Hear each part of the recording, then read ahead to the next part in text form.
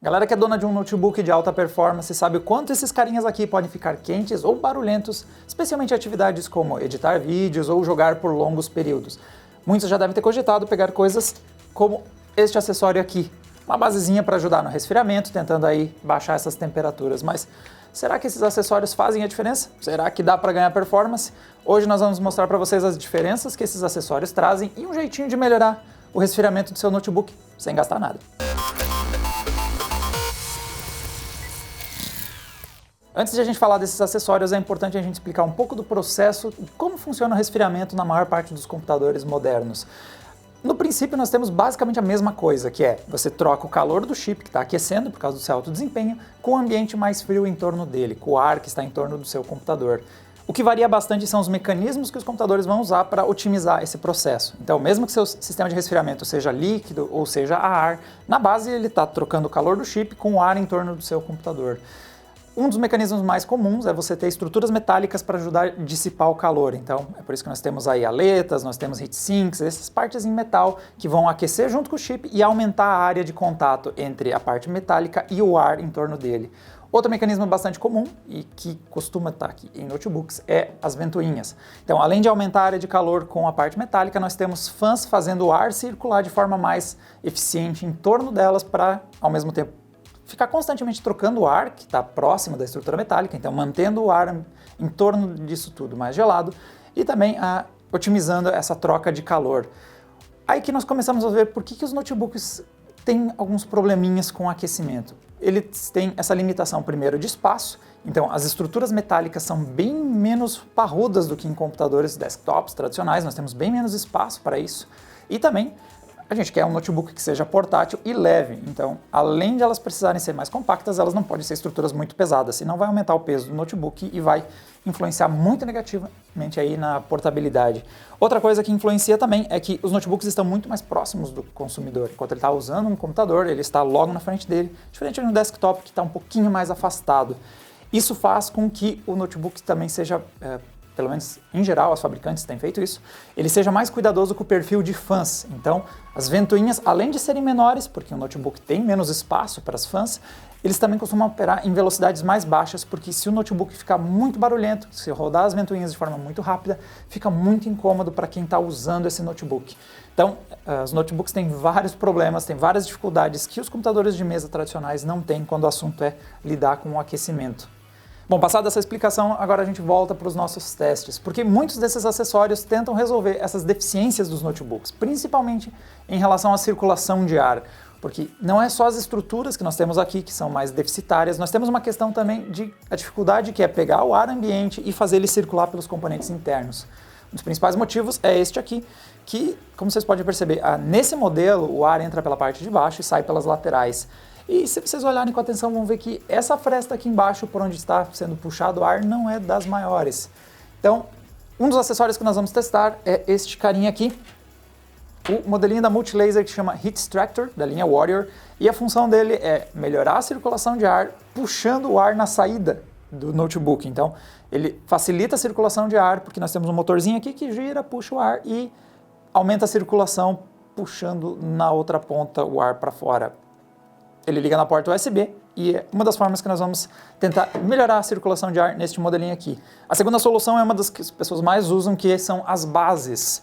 Nós temos esse modelinho também aqui da Multilaser que nós vamos usar para testes. Este aqui é o Master Cooler Warrior, também da linha Warrior, e ele conta com, além de você poder levantar um pouquinho o seu notebook, ele também conta com um total de 5 fãs que são ajustáveis aqui na parte de baixo. Então, além de ele levantar o notebook um pouquinho da mesa, ele também vai aumentar a circulação usando as ventoinhas. E para terminar os nossos testes, a solução de graça que eu tinha prometido para vocês, isso aqui é um aparador de portas. Ele sobrou da última vez que a gente andou reformando a Adrenaline, é basicamente composto por plástico, e a única coisa que nós vamos fazer com ele é isto daqui. Como eu comentei, a passagem de ar embaixo do notebook não é muito grande, então nós vamos usar ele para dar uma melhorada na circulação aqui na parte de baixo. Ele tem um custo aproximado de R$0, caso ele seja resto de reformas na casa de vocês, mas vocês também encontram baratinho em... onde compra um aparador de porta? Esses lugares onde você compra coisa para casa de vocês. O nosso espécime para os nossos experimentos será este carinha aqui. Este é o modelo Avel G1750 Fox. E ele está sendo usado nesses testes porque ele tem algumas características bem interessantes para essa nossa situação de aquecimento em notebooks. A primeira é que ele é um projeto bastante compacto, então ele já sofre um pouquinho dessa dificuldade de dissipar o calor dele, mesmo com a Avel equipando esse modelo com um total de 3 fãs, então nós temos 2 fãs na parte de chip gráfico e mais uma dedicada só ao processador. Ele não tem muito espaço para ventoinhas grandes e também para a estrutura de dissipação de calor, como ele é fininho. E o segundo motivo é que ele tem um hardware potente. Então, na parte de processamento, nós temos um Core i7 de 8ª geração, então 6 núcleos e 12 threads, e nós temos na parte de chip gráfico uma GTX 1070. Então, muita performance de CPU e muita performance de GPU, tudo isso em um notebook que não tem muito lugar para dissipar o calor que esses dois chips potentes produzem. Ok, então com todos os nossos apetrechos ligados no notebook, nós fizemos uma série de testes envolvendo tanto softwares sintéticos quanto alguns de uso profissional e também games, para ver o quanto ia variar a performance baseado em cada um dos recursos que a gente usou. E começando os nossos testes olhando para o Premiere, porque é um dos testes mais interessantes que a gente teve por ser longo. Nós colocamos um vídeo aqui do Adrena em renderização, ele leva mais de 10 minutos e ele coloca o processador em carga de 100% ao longo de todo esse processo. Então ele traz muito estresse para o hardware, muito aquecimento e o processador tem sido uma das peças que mais esquenta nesses notebooks de alto desempenho. E o nosso resultado foi que quando nós tínhamos aí o G1750 Fox operando em cima da mesa, sem nenhum recurso para tentar melhorar o resfriamento, ele ficou muito próximo da temperatura limite dele. Nós temos ele rodando muito próximo dos 100 graus, a maior parte do tempo se mantendo na casa dos 95 graus. Usando a primeira solução, que foi aí o Heat Extractor, ele passou a baixar a temperatura em uns 5 graus mais ou menos. Então nós conseguimos baixar um pouco a temperatura com ele puxando o ar nessa saída da esquerda. Isso é um detalhe importante. O Heat Extractor ele tem que ser posicionado em uma saída de ar. Então nós temos deste lado, nós temos as saídas de ar da GPU. Nesse teste, e como é também o componente que mais aquece nesse notebook, nós demos preferência em colocar ele na saída de ar onde a gente sabe que ele ia melhorar a circulação em torno do processador. O próximo teste que a gente fez foi rodar com o nosso aparador de porta, levantar o notebook alguns centímetros da mesa e, para nossa surpresa, isso baixou um pouco mais as temperaturas, algo em torno de 7 graus mais frio do que quando nós tínhamos esse notebook rodando em cima da mesa. E, por fim, o melhor resultado de todos foi usar realmente a base, essa combinação de levantar o notebook, criar um fluxo de ar e ainda turbinar isso com uma série de fãs. Isso trouxe as temperaturas uns 10 graus mais gelado do que nós tínhamos quando o teste iniciou ali, sem nenhum recurso tentando melhorar a circulação de ar. Olhando agora para as frequências, nós temos uma variação bastante evidente nos clocks baseado na temperatura. Então, uma questão de thermal throttling, que a gente chama, aquela coisa que o chip precisa regular a sua frequência baseado no quanto ele aqueceu e ganhar ou perder desempenho, dependendo da sua temperatura. Nós temos uma variação bastante grande nas frequências em cada uma das soluções. Na verdade, colocando aí na tela para vocês a variação de frequência ao longo do teste, nós temos esse gráfico que basicamente não explica nada, não dá para entender nada porque as frequências do processador Core i7 variam muito ao longo de uma renderização. Então o que nós fizemos foi fazer a média dessa frequência, ver qual foi a frequência média em cada uma das soluções e nós tivemos primeiro um resultado bastante interessante para as duas soluções da Multilaser. Tanto a base quanto o Heat Extractor fizeram com que o processador subisse a umas frequências um tanto mais altas do que as outras soluções.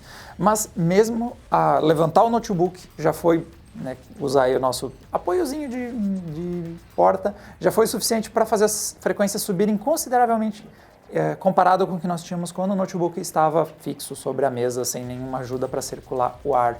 Outro detalhe é que, apesar das temperaturas terem sido bastante altas do notebook enquanto ele estava sobre a mesa, o notebook conseguiu empurrar suas frequências bastante acima do clock base. Então, este modelo aqui, com o Core i7 8750H, ele tem um clock base de 2.2 GHz.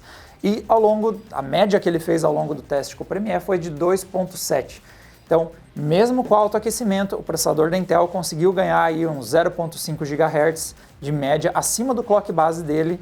Isso, lembrando que o Premiere é um teste que usa praticamente o tempo todo 100% de todos os núcleos e threads, então ele é de altíssimo estresse e por longos períodos. Mesmo com o notebook sobre a mesa, ele conseguiu dar um pouquinho de boost e conseguiu obter um pouquinho mais de desempenho. Trazendo essa análise agora para a parte de games, nós novamente avaliamos a temperatura do processador, só que agora rodando Assassin's Creed Odyssey. Nós escolhemos esse jogo porque ele é muito pesado, tanto na parte de processador quanto na parte de placa de vídeo, então ele é o mais interessante para a gente avaliar o aquecimento do sistema. E, novamente, quando não tentamos nenhuma solução de resfriamento, a temperatura ficou muito próxima dos 100 graus. Ao longo do nosso teste, ele se situou ali na casa dos 95 graus, o Core i7, e muito próximo do seu limite térmico, que é mesmo na casa dos 100 graus. Acima disso, o processador precisa começar a entrar no modo pânico, começar a cortar frequências e, quem sabe, até desligar o computador para evitar mais aquecimento. E nesse caso, qualquer solução que a gente usou já fez uma grande diferença. Nós tivemos temperaturas de 15 a 20 graus menores quando a gente usou, seja a base, seja o Heat Extractor ou mesmo o nosso suporte aparador de mesa, qualquer um deles baixou muito a temperatura comparada com o notebook sobre a mesa com mais dificuldade de circular ar. Nesse caso, o que pode ter gerado um aquecimento ainda maior é que, como Assassin's Creed Odyssey é exigente de processador e chip gráfico ao mesmo tempo, diferente do Premiere, que tinha uma carga muito maior no processador, nós temos os dois componentes esquentando juntos e não ter uma boa circulação de ar foi ainda mais crítico para essa situação dos nossos testes aqui. Bom, agora trazendo essa discussão para a parte do chip gráfico, que nesse caso é a GeForce GTX 1070, nós novamente vemos diferenças consideráveis na temperatura baseado em soluções que a gente usa aqui, seja o notebook em cima da mesa ou os nossos vários acessórios. Então, primeiro, o comportamento dos chips GeForce é bem mais tranquilo do que os Intel Core, então, diferente do processador Core i7 que estava liberando o seu limite térmico ali na casa dos 100 graus, independente da solução que a gente usou aqui, ele ficou longe, a GTX 1070 ficou longe dos 94 graus, que é o limite de operação dela, que a NVIDIA projetou para ela trabalhar até 94 graus e não passar disso. E ao longo dos nossos testes, mesmo se a gente não fizer nada em relação ao resfriamento, a temperatura ficou bem longe de bater esses 94 graus. Mas, novamente, nós vemos diferenças consideráveis. Estamos falando aí de 15 graus, 15 graus a menos de aquecimento quando você usa a base e também a solução de levantar o notebook. Curiosamente, nesse caso, nós tivemos um resultado parecido. Tanto usar a base com as ventoinhas embaixo, quanto só levantar o notebook com alguma gambiarra e melhorar a circulação de ar. As duas soluções já resolveram bem. Lembrando que neste modelo aqui nós temos um total de 2 fãs para o chip gráfico, então nós já temos implementado pela própria Intel um sistema robusto de resfriamento. Foi só levantar um pouquinho o notebook da mesa que já ajudou bastante as temperaturas a caírem. E a base e tanto o apoio de porta baixaram aí em 15, quase 20 graus a temperatura. O Heat Spreader, ele não ajudou tanto, primeiro porque, como eu disse, ele está posicionado na saída de ar do processador, que é outro componente que estava esquentando muito ao longo dos testes do Assassin's Creed Odyssey. Então, ele não impactou tanto assim na parte de resfriamento. Principalmente ao longo do teste, deu para perceber que o chip gráfico estava aquecendo um pouco mais e provavelmente ia chegar nos patamares em que nós tínhamos do notebook rodando sem nenhum auxílio no resfriamento. Então, mais uma vez, as soluções adicionais aqui estão ajudando bastante a manter as temperaturas mais baixas. Falando agora das frequências, dessa vez o gráfico não é tão confuso, dá para pôr todos os gráficos de frequência juntos, mas novamente a média é o jeito mais claro de a gente enxergar o quanto variou a performance da GTX 1070 graças a essa temperatura mais baixa. Lembrando que tanto o processador quanto o chip gráfico, quando você tem temperaturas mais baixas, ele pode subir mais as frequências e buscar mais desempenho.